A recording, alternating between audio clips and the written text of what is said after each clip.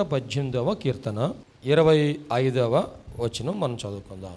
యెహోవా దయచేసి నన్ను రక్షించుము, యెహోవా దయచేసి అభివృద్ధి కలిగించుము. ఈ కీర్తన దావీదు గారు ఏమని ప్రార్థన చేశారంటే, యెహోవా దయచేసి నన్ను రక్షించుము, దయచేసి అభివృద్ధిని కలిగించుము. ఈ రెండు మనం అందరూ కోరుకునేనా కాదా? ఏమండి, ఈ రెండు అంశాలు ఈ కీర్తనాకారుడు చేసినటువంటి ప్రార్థన మనం అందరం కూడాను ఆశించేది, కోరుకునేది, ప్రార్థించేది కదా. నన్ను రక్షించు, నాకు అభివృద్ధిని కలిగించు. రక్షించు అంటే ఏ విషయంలో రక్షించాలి? ఏమండి, ఏ విషయంలో రక్షించాలి? అభివృద్ధి కలిగించు అంటే ఏ విషయంలో అభివృద్ధిని కలిగించాలి? చాలా అంశాలు ఉన్నాయి ఇందులో. మనకు రక్షణ దేని నుంచి రక్షణ, ఎక్కడి నుంచి రక్షణ కావాలి అంటే ముందు మనకి ఆత్మరక్షణ కావాలి. యోహాను రాసినటువంటి 3వ పత్రిక 1వ అధ్యాయం 2వ వచనంలో ఏమని రాయబడిందంటే, ప్రియుడా నీ ఆత్మ వర్ధిల్లుచున్న ప్రకారము నీవు అన్ని విషయములలో వర్ధిల్లుచు సౌఖ్యముగా ఉండవలనని ప్రార్థించుచున్నాను. ఏ విషయాలంటండి? అన్ని విషయాలు. నీ ఆత్మ వర్ధిల్లుచున్న ప్రకారముగా నీవు అన్ని విషయాల్లో రక్షణ పొందాలంటే మొట్టమొదట మనము ఆత్మరక్షణ పొందాలి.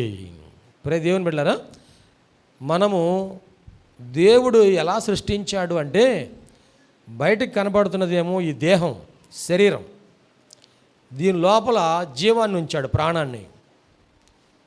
ఈ రెండు కాకుండా దేవుడు మనకేమిచ్చాడంటే ఆత్మనిచ్చాడు. ఇది మనుష్య ఆత్మ, జీవాత్మ.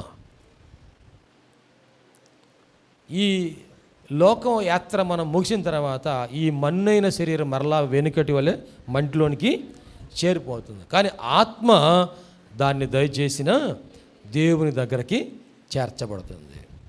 ఈ లోకంలో ఏ మతం వారైనా, ఏ విశ్వాసం ఉన్నవారైనా, నమ్మినా నమ్మకపోయినా, ఇది లేఖనము స్పష్టముగా తెలియజేస్తూ ఉన్నాం.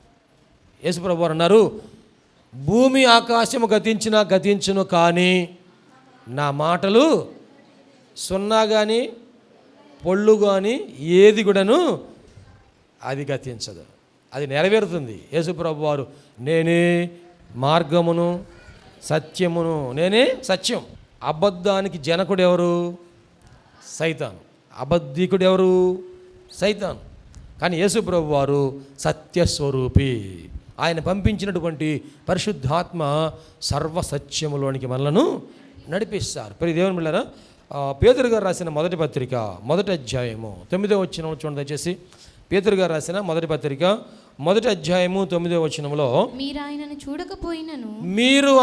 చూడకపోయినను ఆయనను ప్రేమించుచున్నారు. ఇప్పుడు ఆయనను కన్నులారా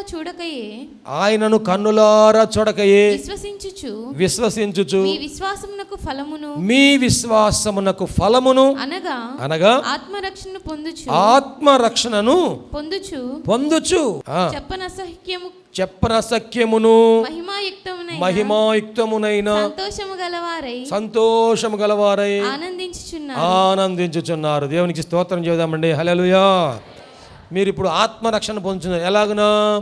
యేసు ప్రభు వారిని మీరు కనులారా చూడకపోయినా.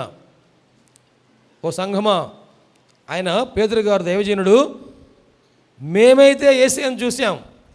ఎవరు? పేతురు గారు, యోహాను, యాకోబు, ఆంద్రేయ, 12 మంది శిష్యులు, మేమైతే ఆయనను చూసాము. మీరు చూడకపోయినా సరే ఇప్పుడు మీరు విశ్వసించి నమ్మి ఆ ఫలం ఏమిటంటే ఆత్మరక్షణ పొందుచున్నారు. దేవునికి మహిమ కలుగునుగాక. అపోస్తుల కార్యం 2వ అధ్యాయం 38వ వచనంలో, అక్కడ 37వ వచనం చదివితే, అక్కడ వాక్యం విన్నవారు ఇంచుమించు 3000 మంది పేతురు గారిని ఒక ప్రశ్న అడిగారు. వారు ఈ మాటలు విని హృదయములో నొచ్చుకొని సహోదరులారా, హృదయములో వాక్యము చేత గుచ్చబడిన వారై సహోదరులారా మేమేమి చేతుమని ఆ రక్షణ పొందుటకు మేమేమి చేసేదమో పేతురును కడమ అపోస్తలులను అడుగగా పేతురు ఆ, మీరు మారు మనస్సు పొంది అమ్మా మీరేం చేయాలి? రక్షణ పొందాలంటే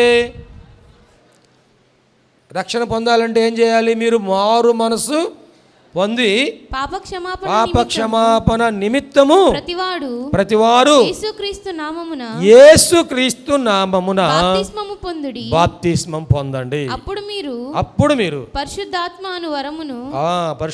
అను వరమును పొందుదురు. చాలు, దేవునికి స్తోత్రం.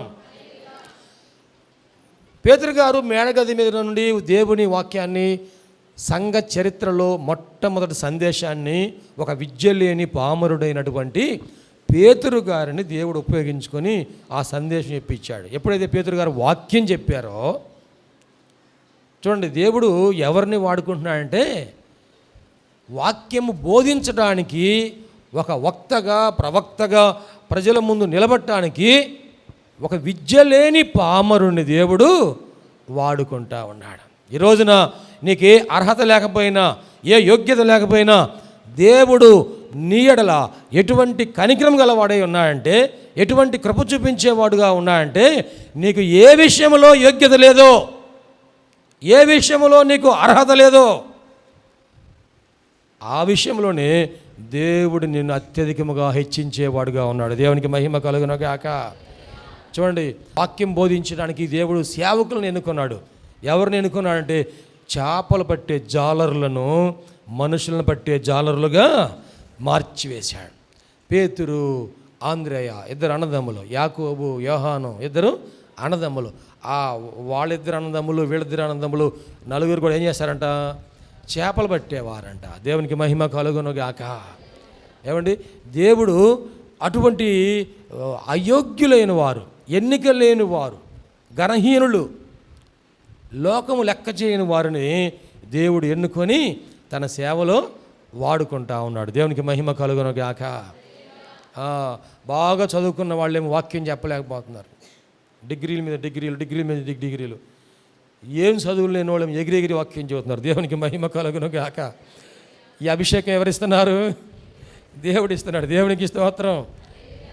బాగా అందంగా ఉన్న వాళ్ళేమో టీవీలో చెప్పలేకపోతున్నారు. బాగా అందంగా లేని వాళ్ళేమో టీవీలో ఎగిరి చెబుతున్నారు. బాగా మాటలు వచ్చేవాళ్ళేమో వాక్యం చెప్పలేకపోతున్నారు. బాగా నత్తి మాటలు మాట్లాడే వాళ్ళు వాక్యం చెబుతూ ఉన్నారు. సామర్థ్యానికి మించి, శక్తికి మించి, జ్ఞానానికి మించి, యోగ్యతకు మించి దేవుడు తన కృపను మన అందరికీ అనుగ్రహిస్తూ ఉన్నాడు. దేవునికి స్తోత్రం. నీకు గొప్ప చదువు లేకపోవచ్చు, కానీ గొప్ప ధనవంతుడిగా నిన్ను ఆశీర్వదిస్తాడు. దేవునికి స్తోత్రం. గొప్ప హోదా లేకపోవచ్చు, కానీ గొప్ప పేరును దేవునికి దయచేస్తాడు. మంచి పేరును దేవుడు నీకు దయచేస్తాడు. నీకు ఆస్తిపాస్తులు ఏమీ లేకపోయినా కావలసినంత ఆరోగ్యాన్ని దేవుడు దయచేస్తాడు. దేవునికి స్తోత్రం. ఆయన పేతురు గారితో మాట్లాడాడు. నువ్వు వాక్యం బోధించాను, కానీ వాక్యం బోధించడం ప్రారంభించాడు. వాక్యం విన్న వారు అందరంట, అయ్యలారా, ఓ దైవజనులారా, రక్షణ పొందడానికి మేము ఏం చేయాలో మీరు చదవద్దు. కానీ అపోస్తలుల కార్యం 16వ అధ్యాయంలో కూడా ఆ చెరసాల నాయకుడు పౌలు శీలను ఒక మాట అడుగుతున్నాడు, అయ్యలారా, రక్షణ పొందుటకు మేము ఏం చేయాలయ్యా? మీరు మారు మనసు పొంది పాపక్షమాపణ నిమిత్తము మీరు బాప్తిస్మము పొందండి. మారు మనసు పొందాలి. రక్షణ పొందాలంటే మనం ఏం చేయాలండి? మారు మనసు అంటే అర్థం ఏంటి? ఉన్న మనసు పోయి కొత్త మనసు అట్లా మనకి ఏదైనా మార్పిడి ఏమైనా ఉన్నాయా? ట్రాన్స్ప్లాంటేషన్స్ ఏమండి? ఈ రోజున అవయవాలు మార్చే ప్రక్రియ కూడా దేవుడు మానవుడికి ఇచ్చాడు. అవయవాలు మార్చేస్తున్నారు. ఒక కన్ను పాడైపోతే ఇంకో కన్ను కొత్తది పెడుతున్నారు. గుండె కూడా మార్చేస్తున్నారు. ఈ గుండె మార్చేస్తే ఊపిరితిత్తులు మార్చేస్తున్నారు. లివర్ ట్రాన్స్ప్లాంటేషన్ చేస్తున్నారు. గుండె కూడాను మార్చినట్లుగానే దేవుడు ఏం చేస్తాడంట? హృదయాన్ని మార్చివేస్తాడు. దేవునికి మహిమ కలుగునుగాక. గుండె మార్పు చేయాలంటే ఎంత టైం పట్టింది సుమారు? గుండె మార్చాలంటే ఎంత టైం పట్టింది సుమారు? ఎన్ని గంటలు ఆపరేషన్ పట్టింది? 12 గంటలు ఆపరేషన్ పట్టింది. 12 గంటలు ఆపరేషన్ పట్టింది. మరి మన హృదయం మార్చాలంటే ఎంత టైం పట్టింది? ఏమండి?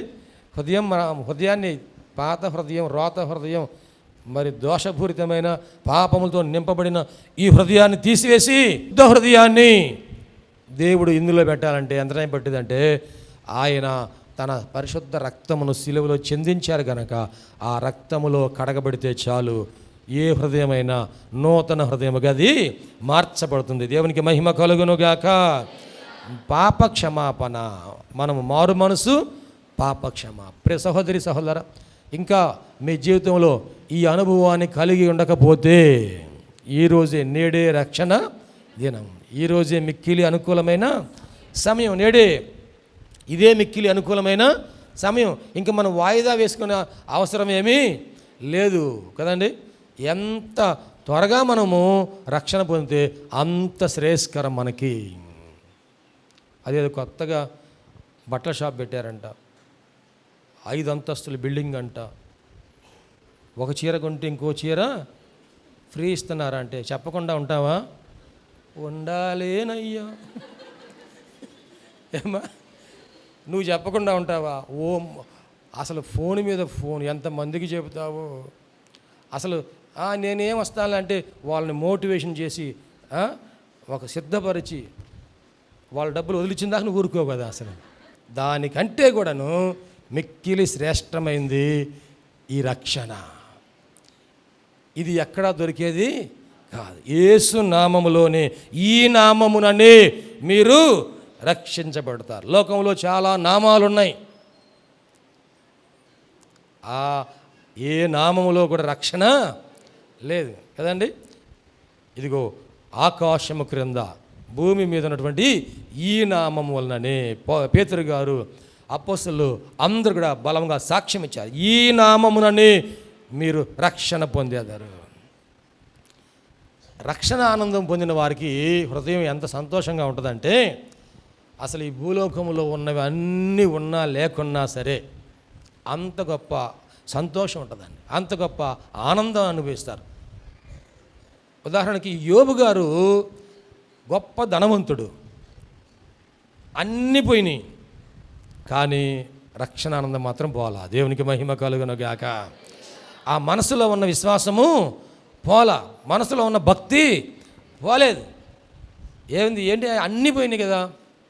గొర్రెలు పోయినాయా, ఎడ్లు పోయినాయా, గాడిదలు పోయినాయా, ఒంటెలు పోయినాయా, ఇల్లంతా కాలిపోయిందా, కూలిపోయిందా, కుమారులందరూ 7 కుమారులు చనిపోయారే, 3 కుమార్తెలు చనిపోయారే, అందరూ అన్నీ పోగొట్టుకున్నా కదా అంటే ఆయన అంటున్నాడు, యెహోవా ఇచ్చెను, యెహోవా తీసుకొని పోయినా, దానికి రెట్టింపుగా మరలా దేవుడిచ్చి అభివృద్ధి పరిచాడు. హల్లెలూయా.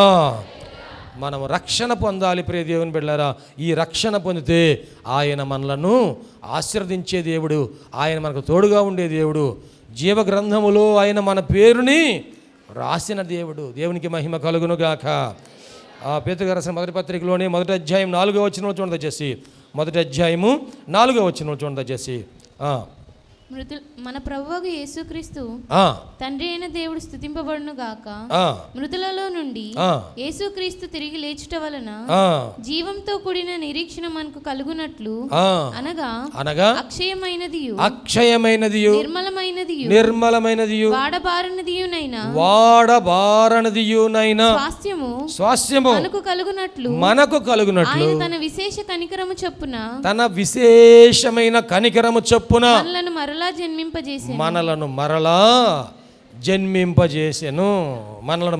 జన్మింపజేసెను. ఒకప్పుడు మనం తల్లి గర్భంలో జన్మించామండి. యేసు ప్రభు అన్నారు, ఒకరు క్రొత్తగా జన్మించితేనే కానీ పరలోక రాజ్యమును చూడలేడు.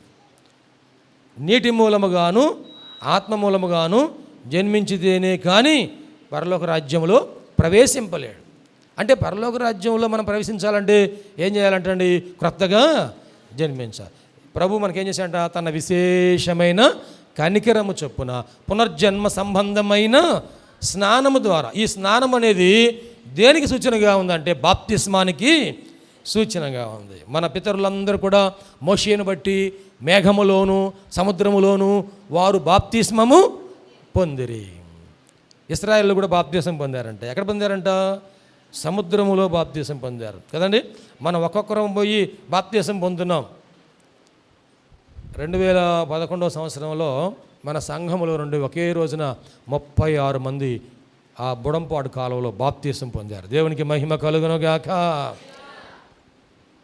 ఆ తర్వాత మనం ఇక్కడ బాప్తిస్మాల తొట్టి ఏర్పాటు చేశాం.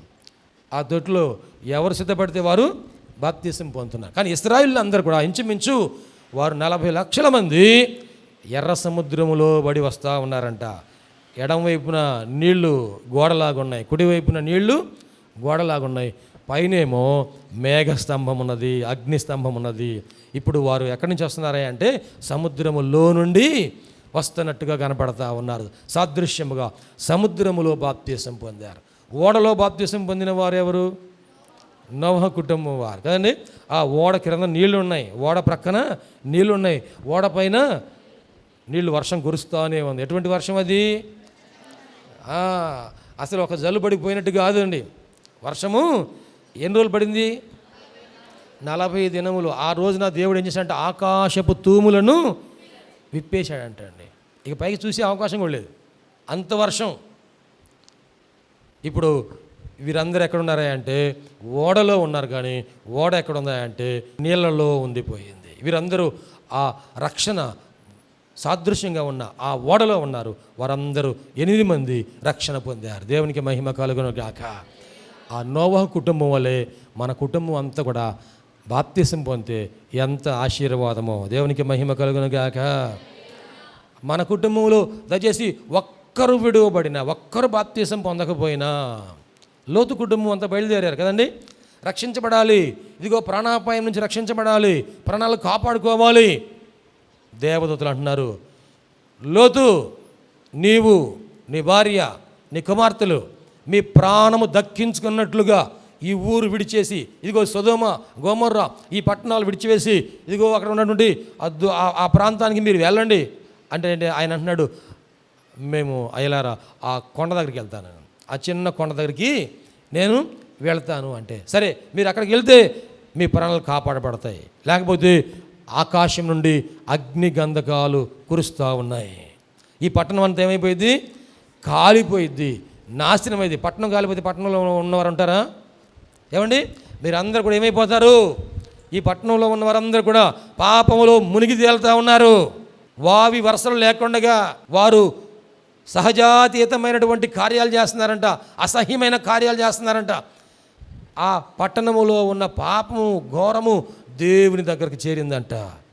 మీరు వెళ్ళిపోండి, మీ కుటుంబం రక్షించబడాలని కోరుకుంటున్నాను.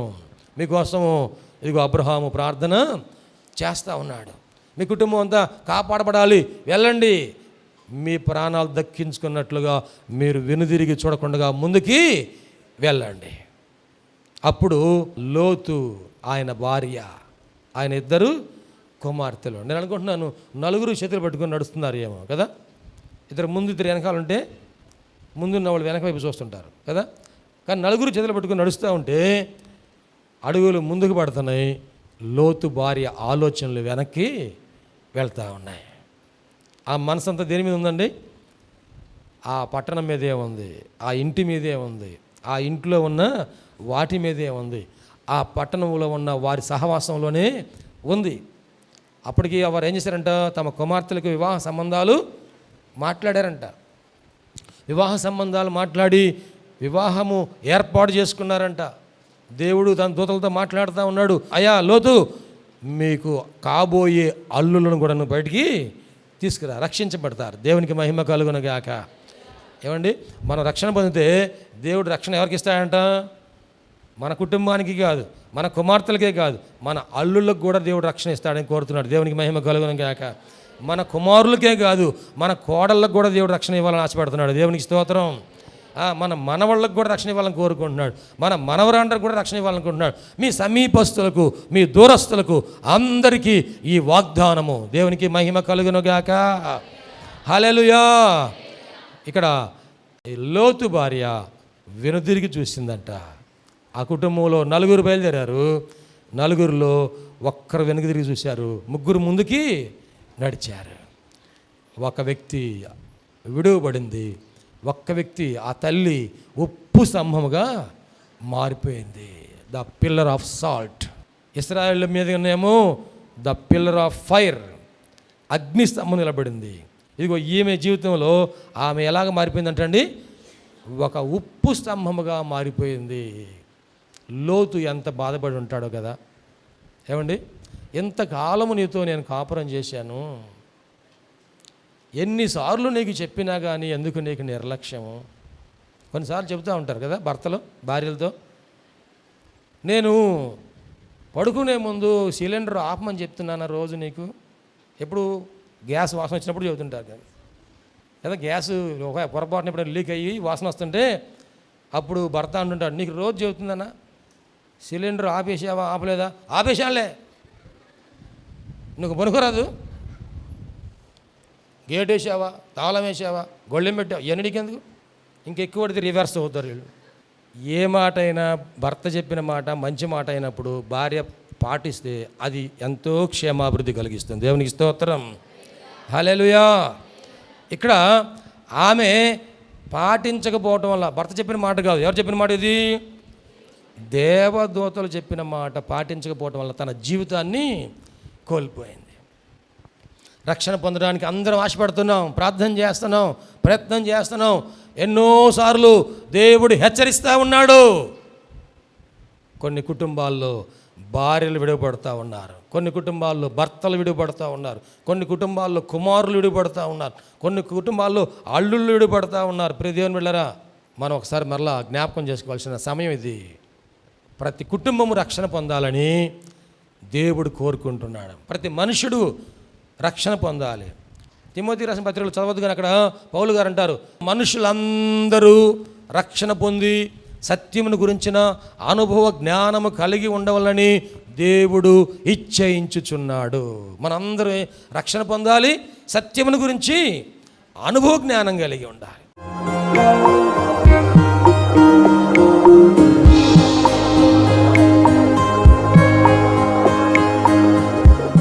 ప్రభునందు ప్రియ దేవుని బిడ్డలారా, ఎంతవరకు దేవుని వాక్యం విన్నందులకు ప్రభునామమున వందనాలు తెలియజేస్తున్నాం. మనం అందరం ప్రార్థనలో ఏకీపిద్దాం. తలలు వంచి కనులు మూసుకొని ప్రార్థనలో ఏకీపిద్దామండి. ప్రార్థించుకుందాం. మహోన్నతుడైన దేవ, పరిశుద్ధుడైన మా ప్రభువా, నీ పరిశుద్ధమైన పాదములకు వందనాలు. ఇదిగో నాయనా, ఈ వాక్యము ద్వారా నాతో మాతో మీరు మాట్లాడినందుకు వందనాలు ప్రభా. అవును, నువ్వు సజీవుడైన దేవుడు అయ్యా, మాట్లాడే దేవుడవు ప్రభా. ఈ వాక్యం మా హృదయంలో పదిలిపరుచుకుంటూ సహాయం చేయండి. సంపూర్ణమైన మారు మనసు మాకు దయచేయండి.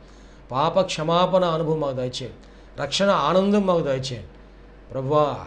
ఈ అనారోగ్యములు, బలహీనతలు, సమస్యలు, శోధనలు, సైతాను ఆటంకాలు అన్నీ కూడా యేసుక్రీస్తు నామములో తొలగించండి నాయన. పరిశుద్ధాత్మ దేవ, మీ కార్యం జరిగించండి అయ్యా.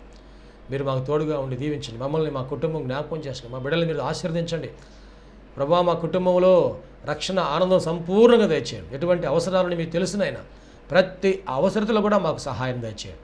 అన్ని విషయాలు కూడా మీరు దీవించండి. ఈ టీవీ ప్రోగ్రాం చూసిన ప్రతి ఒక్కరిని పేరు పేరు వరుసన మీరు దీవించి రక్షించి మీరు అక్కడ కొరకు సిద్ధపరచండి. మంచి భవిష్యత్తును వారికి దయచేసి మీ కృపలో మీరు వర్ధలు చేయమని నీకే సమర్పణ చేసుకుంటూ యేసయ్య పరిశుద్ధ నామములో స్తుతించి ప్రార్థించి వేడుకుంటున్నాము తండ్రి. ఆమెన్. తండ్రి, కుమార, పరిశుద్ధాత్మ త్రియేక దేవుని దీవెన తోడుగా నడిపించను గాక. Amen, amen, amen. మీ అందరికీ ప్రభునామన వందనాలు. దేవుడు మిమ్మల్ని దీవించను గాక. ఆమెన్. ప్రభునందు ప్రియమైన సహోదరి సహోదరులందరికీ షకీనా ప్రార్థనా మందిరం తరపున హృదయపూర్వక వందనాలు తెలియజేస్తున్నాం. దేవుని కృప వలన 2012వ సంవత్సరంలో 350 గజముల స్థలంలో ఈ మందిరం నిర్మించుకోవడానికి ప్రభు కృపించారు. 2016వ సంవత్సరంలో నూతన స్థలం 180 గజముల స్థలం తీసుకోవడానికి ప్రభు సహాయం చేశారు. ఈ సమయంలో ఈ స్థలం అంతటిలో కూడాను మందిరం నిర్మించుకోవడానికి ప్రభు ఏర్పాటు చేసి ఉన్నారు కనుక ఈ మందిర నిర్మాణం, పాత మందిరం తీసివేసి నూతన మందిర నిర్మాణం కార్యక్రమం ప్రారంభించబడిందని, దయచేసి ఈ మందిర నిర్మాణం కొరకు మీరు అందరూ ప్రార్థన చేయాలని, ప్రేరేపించబడిన వారందరూ కూడాను ఈ మందిర నిర్మాణంలో 106 అడుగుల పొడవు 45 అడుగుల వెడల్పు కలిగిన ఈ స్థలం అంతటిలో మందిర నిర్మాణం స్లాబ్ వేయటం జరుగుతుంది కనుక దయచేసి ప్రేరేపించబడిన వారందరూ కూడా మీ ఆర్థిక సహాయ సహకారాలు అందించి ప్రార్థించి మీరు దీవించబడాలని ప్రభునామన మనవి చేస్తున్నాం. ఈ స్క్రీన్ మీద చూపించబడుతున్న నంబర్కు మీరు ఫోన్పే కానీ, గూగుల్ పే కానీ, లేక మా అకౌంట్ నెంబర్కి మీరు కాను పంపించి సహాయం చేయాల్సిందిగా కోరుతున్నాం. లేక మీరు ప్రత్యక్షంగా వచ్చి ఈ మందిర నిర్మాణ కార్యక్రమాన్ని చూసి మీరు కానుక అందించి దీవించబడాలని ప్రభునామమున మనం చేస్తాం. ప్రభు మనందరి తోడుగా ఉండి ఆశీర్వదించును గాక. ఆమె. షకీనా ప్రార్థనా మందిరంలో ఆదివారపు ఆరాధనకు మా ఆహ్వానం. అనారోగ్యంతో బాధపడుచున్నారా? దురాత్మలతో పీడింపబడుచున్నారా? పాపపు అలవాట్లు మానలేకపోతున్నారా? కుటుంబ సమస్యలతో కృంగిపోతున్నారా? భవిష్యత్తు గురించి భయపడుచున్నారా? షకీనా ప్రార్థనా మందిరానికి ఇదే మా ఆహ్వానం. రక్షణానందం పొందడానికి, ఆరోగ్యము ఆశీర్వాదం పొందడానికి, పరిశుద్ధాత్మ అభిషేకం పొందడానికి, ప్రభు రాకడ కొరకు సిద్ధపడుటకు ఆదివారం ఉదయం 7:30 గంటలకు జరుగు ఆరాధనకు అందరికీ ఇదే మా ప్రేమపూర్వక ఆహ్వానం. షకీనా మెలోడీస్ అను మా పాట DVDలు, CDలు మరియు పాటల పుస్తకములు మా యొద్ద లభించును మరియు గుంటూరులోని ప్రబోధ బుక్ స్టాల్ నందు మీకు లభించును. ఈ సందేశం మీకు ఆశీర్వాదకరంగా ఉందని నమ్ముచున్నాం. మీ ప్రార్థన అవసరతలకు మరియు మరిన్ని వివరములకు సంప్రదించవలసిన మా address: pastor G. Vijay Kumar గారు, షకీనా ప్రార్థనా మందిరం, శారదా కాలనీ, 32వ లైన్, గుంటూరు. మా ఫోన్ నంబర్స్ 9963242497 మరియు ఒక నంబర్ 8885539777.